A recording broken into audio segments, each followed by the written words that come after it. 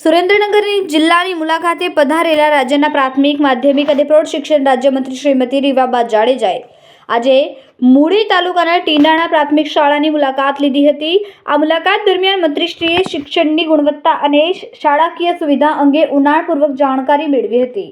શાળાના આચાર્ય શ્રી મહિપતસિંહ જેતાવત પાસેથી તેમણે શિક્ષકોના મહેકમ, વિદ્યાર્થીઓની સંખ્યા અને શાળાની પ્રવૃત્તિઓ અંગે વિગતવાર વિગતો મેળવી જરૂરી માર્ગદર્શન પૂરું પાડ્યું હતું।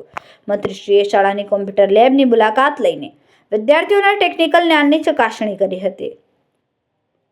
તેમણે બાળકો સાથે કોમ્પ્યુટર વિષયક પ્રશ્નોત્તરી કરી તેમનો ઉત્સાહ વધાર્યો હતો।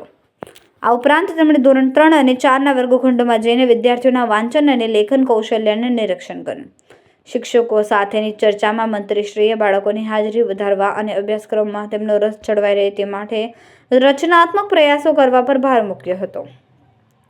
વિદ્યાર્થીઓ સાથે ખૂબ જ આત્મીયતાથી સંવાદ સાધતા મંત્રીશ્રીએ શાળામાં મળતી સુવિધાઓ અંગે પ્રતિભાવો મેળવ્યા હતા અને બાળકોને શૈક્ષણિક કીટનું વિતરણ કર્યું હતું। અંતમાં તેમણે મધ્યાહન ભોજન ખંડની મુલાકાત લઈને ભોજનની ગુણવત્તા અને સાપ્તાહિક મેનુની તપાસ કરી બાળકોને પૌષ્ટિક અને શુદ્ધ આહાર મળે તે સુનિશ્ચિત કરવા તેમજ ભોજન વ્યવસ્થામાં સહેજ પણ કચાશ ન રહે તે માટે તેમણે જરૂરી સૂચનાઓ આપી હતી।